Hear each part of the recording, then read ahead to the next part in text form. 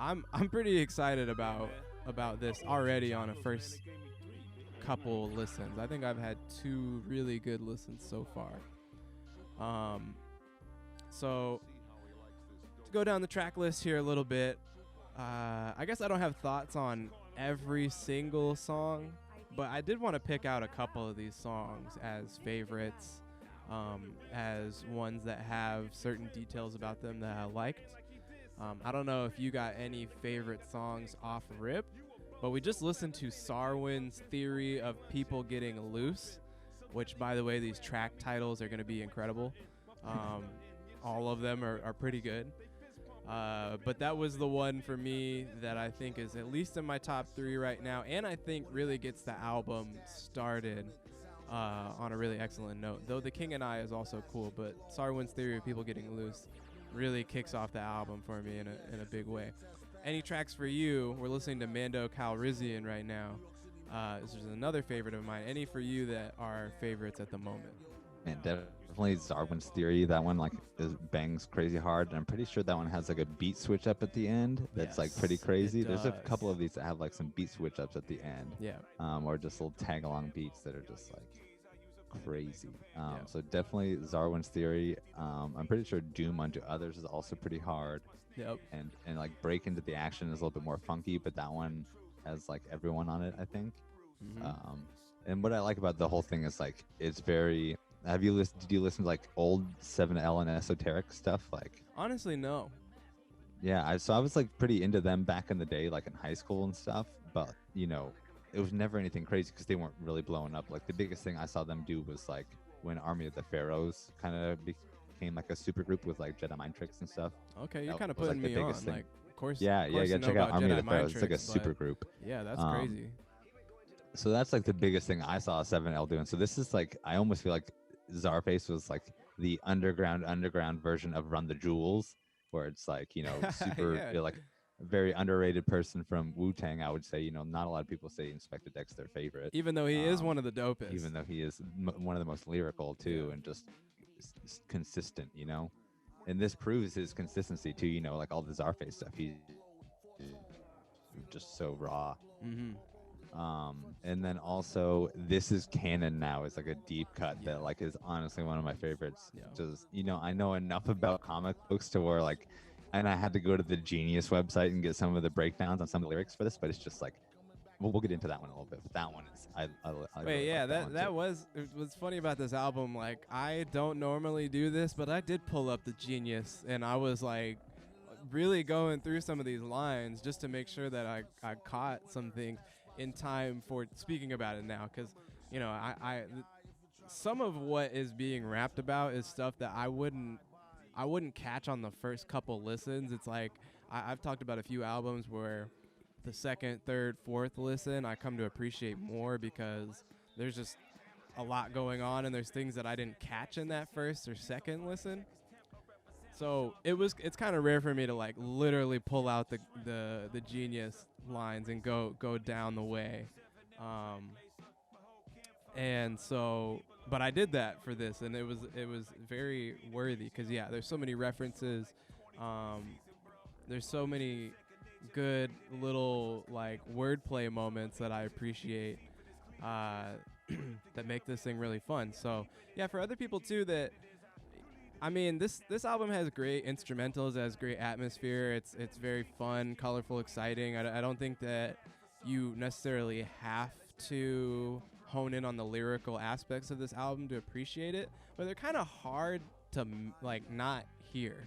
Like the value of lyricism and rapping and kind of the wordplay of it all, the schemes and all that is like very vital to this. And I feel like if you care about that sort of thing, you only get rewarded for paying attention to what's actually being said and how everything is being said and placed throughout the album. And I also like the random little, I don't know where this is from, but that sound bit in there that's like, look at this freaking loaf of bread my buddy Piero loved today. that. That might have been one of my favorite parts. Yeah, look at this amazing loaf of bread my friend Piero made. Holy shit. Holy shit. Yeah. Even those moments in this are like really go a long way. Like I really, they're not just there. Like I really do enjoy them and kind of just hear them in the entirety of the music. They stick out. So,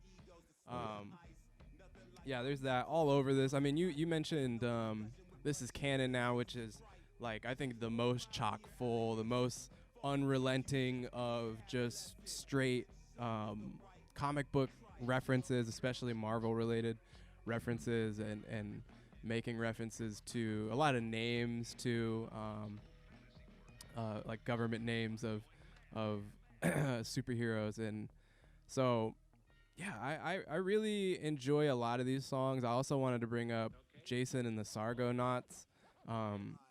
Just that hearing Inspectah Deck, Eso, MF Doom, and Del the Funky Homo Sapien, all on one track. Very, very dope. And I think Del goes a long way on that track too. I really enjoyed hearing him. And I just know, that there's more that I haven't even fully caught on to or had the time to pay attention to, because I'm appreciating certain aspects of this album a lot in an immediate sense. And so, yeah, that especially feels like it's making its way into the lyrics. I don't feel like it's just like punchlines. I really feel like, the wordplay really reflects the greater sense of the album, the greater spirit of the album, really adds to it. On top of the fact that in a lot of cases they won't just make the punchline, they might make it go for a couple lines, or they'll throw something else in there that just makes it a really like well-rounded bar. And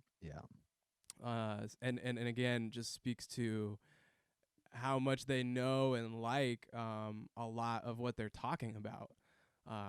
You know, in the album itself. And so, yeah, not to say that the previous albums haven't been that way, but it does really feel like the compounding effect of what they have done to this point seems to be really like going all the way over the top in this project, and delivering something like more than solid in my opinion. Oh yeah.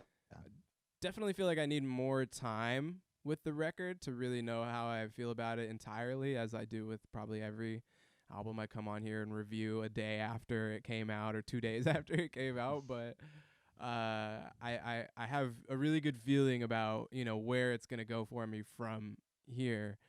And yeah, there's so much to pay attention to. I do feel like maybe I'm enjoying the first half a little bit more than the second half, but even then, there's a good flow to this, and I wanted to bring this up earlier and I forgot. But the pace of the record and the way that the songs are, like placed in the track listing from 1 to 10, also seems to be done pretty intentionally with good transitions, but also like some contrast. So I felt like, Sarwin's theory to Mando Calrissian. Like Mando Calrissian kind of having a more chill vibe where everything else is pretty colorful, pretty like overstated, pretty, excited. And this is like definitely one of the chillest songs. And then into Doom Unto Others, also kind of on a lower end of energy, but also is a little bit, I don't know, more like gritty or sinister or something like that. That contrasts Mando Calrissian, but also transitions with it well. So, and then going into Jason and the Sargonauts, same thing. So I feel like there is a good flow of energy. The songs placed next to each other seem to be done for like a solid reason. And it kind of goes up and down and has a decent flow throughout, I guess is what I had to say about the track listing itself. Yeah, I think so too. I think that even if there's like a song that kind of dips down, like the next one comes in, and there's even like that interlude, the Name to a Face, that's just like talking for a bit, but then it comes in with This Is Canaan Now, and it's like one of the hardest beats on here. That's just like, and I think the other thing with that, again, to go back to that track, is like he's spitting so hard and like every word's counting, but he's also talking about like robbing and beating up superheroes. So when it's like him doing it like line by line, it's like he's like walking down the street and just like left kick, right kick. It's just like everyone is it's just like all one swift motion. Yeah, the fact that it gives you that kind of imagination about it, I think is a really good thing. I think it's a sign that, you know, for me, like, I'm really enjoying this. If it does kind of put in a true image into my head, and maybe that image is influenced by what I see on the album cover, and then I can kind of, or you know, what they've always done. But the fact that I feel like I'm getting more out of this than just good songs. Yeah, I like this a lot. The Name to a Face interlude slash skit that you brought up, uh, another moment in this album that is memorable. That is, it's funny. It's a skit, but I would listen to this every time I listen to the album. Like, it's not a Yeah. skip. It's not. I wouldn't get tired of it. It's really does add something to the project, and it does not disrupt the flow of the album at all.